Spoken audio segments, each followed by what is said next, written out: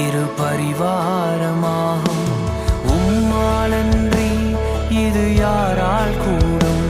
வெறும் கோலும் கையும் இரு பரிவாரமாகும். உம்மாலன்றி இது யாரால் கூடும்?